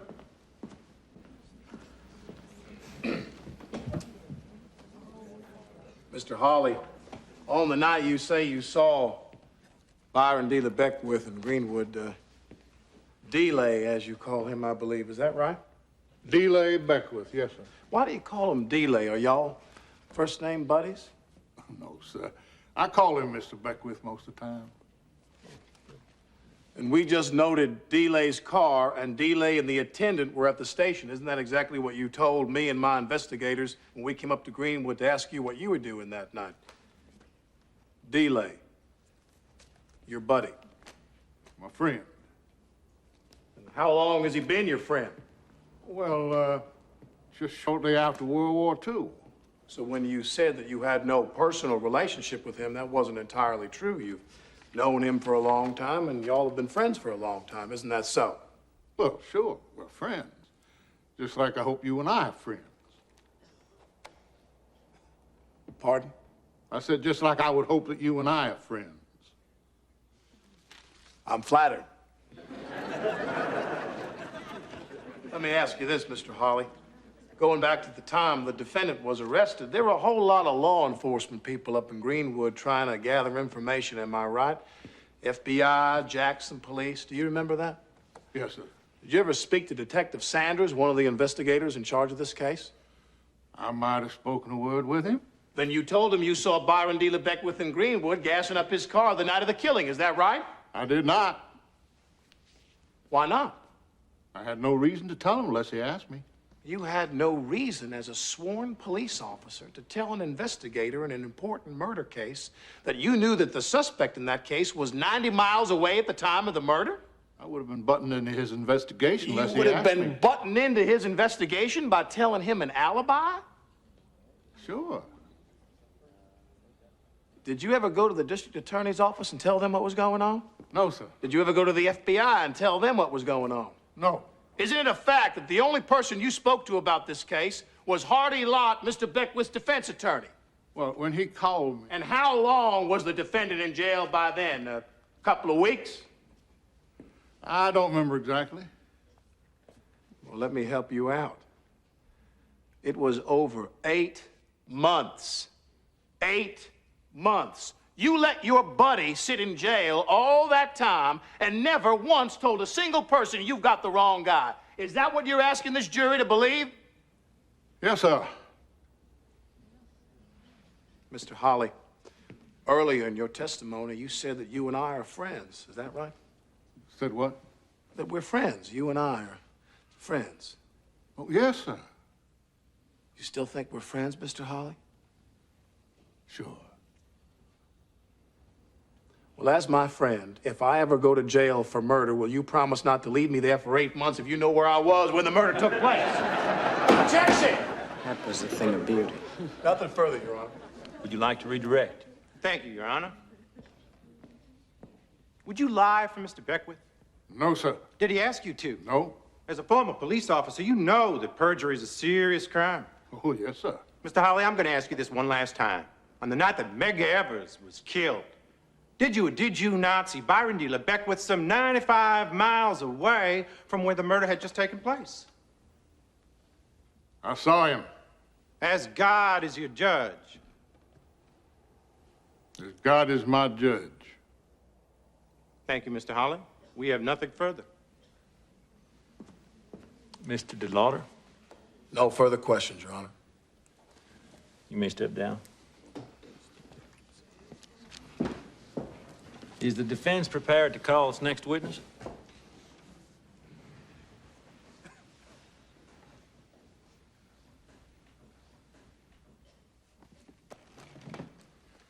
Your Honor, the defense rests.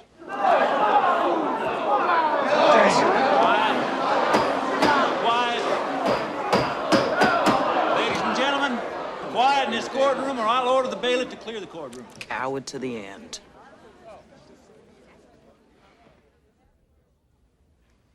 To my knowledge, this jury is being asked to look further into the past than any jury in the history of American jurisprudence. That places you folks at a considerable disadvantage. Evidence has been lost. They don't have the bullet. They don't have the spent cartridge case that was found in the gun. They don't have the live ammunition that was found in the gun. Where is it? Nobody knows. Does this create reasonable doubt? Of course it does. And you have heard a number of witnesses testify that years after the crime, Mr. Beckwith said this or Mr. Beckwith said that. But the defense has presented you with an eyewitness, a sworn officer of the law who has testified under oath that he saw the defendant in Greenwood, Mississippi, over 90 miles from Jackson, less than an hour after the murder. Does that create reasonable doubt? You bet it does. And reasonable doubt means one thing, and one thing only. By law, you must render a not guilty verdict. Forget that it's Byron DeLay Beckwith. Forget that you may not like him, that you may not agree with him. Judge the evidence, and judge it fairly. Because in the United States, we don't do that for people we just like and admire. We do that for everybody that's on trial in an American court of law. Because if the system doesn't work for Byron DeLay Beckwith, it doesn't work for anyone. I ask you to let the system work. And once and for all, find the defendant, Byron DeLay Beckwith, not guilty. Thank you.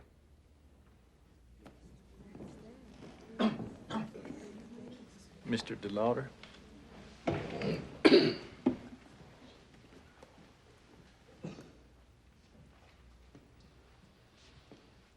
An unarmed man arrives home in the late hours of the night, home to his family, his wife, and 3 small children. Gets out of his car, and with his back turned, is gunned down by a coward. That coward is Byron DeLay Beckwith. His gun, his scope, his fingerprint, his car, and lastly, but certainly not least, his mouth. When he thought he'd gotten away with it, he couldn't keep his mouth shut with people he wanted to impress. And now his venom has come back to do him in because, ladies and gentlemen, there is no statute of limitations on murder. The law doesn't say that if you killed somebody 10 years ago or 20 years ago or even 30 years ago, that you don't have to pay the price. And the law doesn't say that if you're 50 years old or 60 years old or 70 years old, that you don't have to pay the price. No man is above the law. And for what reason was Medgar Evers' life taken? For wanting some degree of equality for himself, his family, and his fellow man. Ladies and gentlemen, when that kind of murder happens, no matter who the victim, no matter what his race, there is a gaping wound laid open on society as a whole. Justice has sometimes been referred to as the soothing balm to be applied to the wounds inflicted on society. But when there is no justice, those wounds can never be cleansed. Those wounds can never be healed. When I addressed you in my opening statement, I said that this was a simple case. Well, I was right and I was wrong. The evidence is simple, and the conclusion is more than obvious. But the reason we are all sitting in this courtroom so many years after this disgraceful assassination took place is anything but simple. President John F. Kennedy, in his landmark civil rights speech to the nation, delivered on the very night Medgar Evers was murdered, said, "We face a moral crisis as a country and as a people. Those who do nothing are inviting shame as well as violence. Those who act boldly are recognizing right as well as reality." Today, 30 years later, on behalf of the state of Mississippi, I'm asking you 12 ladies and gentlemen to act boldly, to hold this defendant accountable and find him guilty simply because it is right, it is just, and Lord knows it is time. Is it ever too late to do the right thing? For the sake of justice and for the hope of us as a civilized society, I sincerely pray that it is not. Thank you. How long do you think they'll be out? All I know is a short time is good and a long time is not so good. And I'll pray for a short time. This reminds me of Medgar's office on Lynch Street. You know I used to be Medgar's secretary. No. Oh, yes. And he insisted that we behave in the office strictly as employer-employee. He'd call me Mrs. Evers, and I'd have to call him Mr. Evers. Is that right? Yes. Everybody thought he was crazy. But he was just so determined to do a good job. You remind me of Medgar.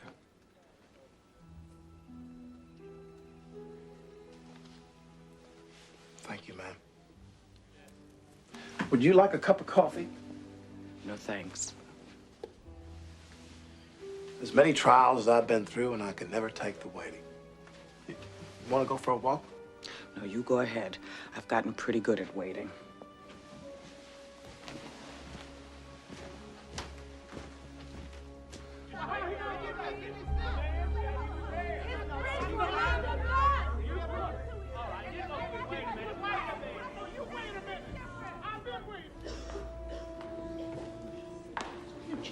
Hey, Judge Hillman, you don't have a lot of patience.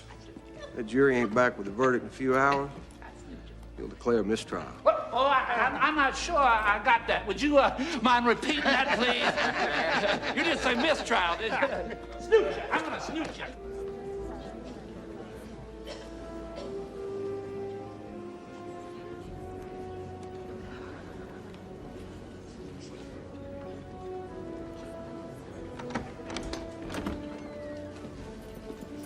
All rise.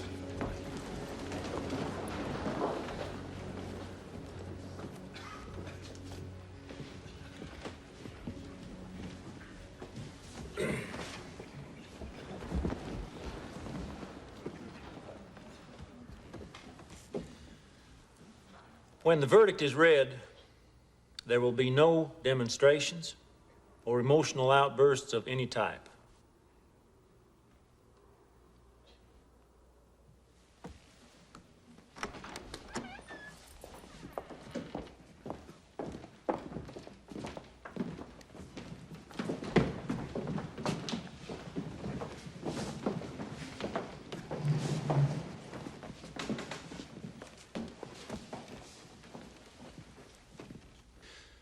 Mr. Foreman, has the jury reached a verdict? It has, Your Honor. If the bailiff will hand me the verdict, please.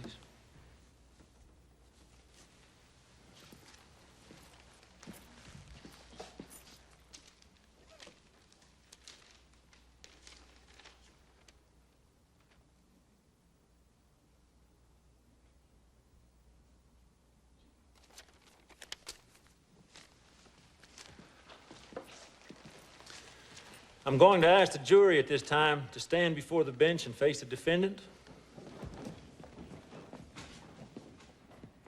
The defendant will rise and face the jury.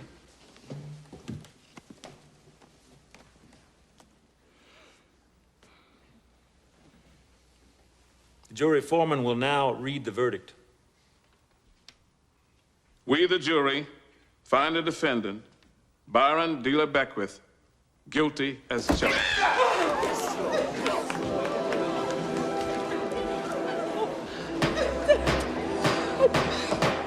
They're quiet in this courtroom. Guilty.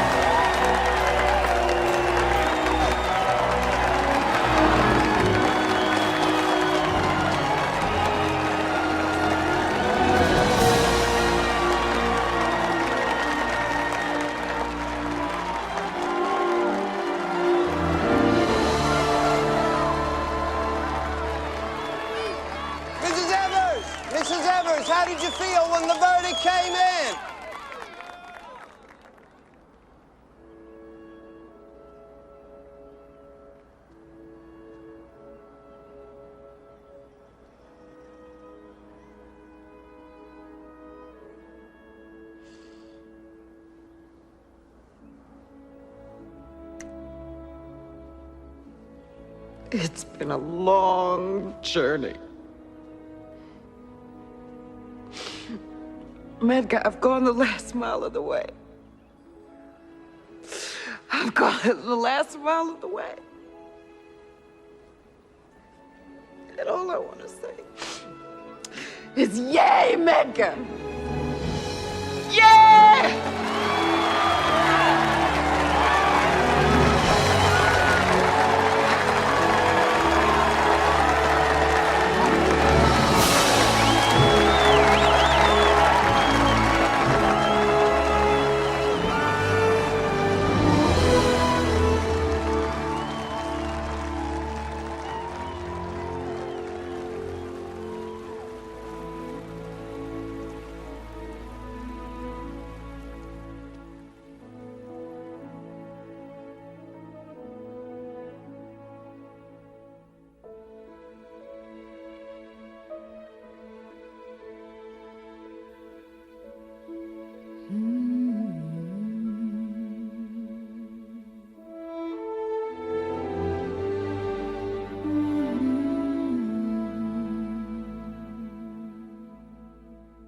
Justice can be delayed, evidence can disappear, and history can be ignored. But some people refuse to let the truth be buried forever.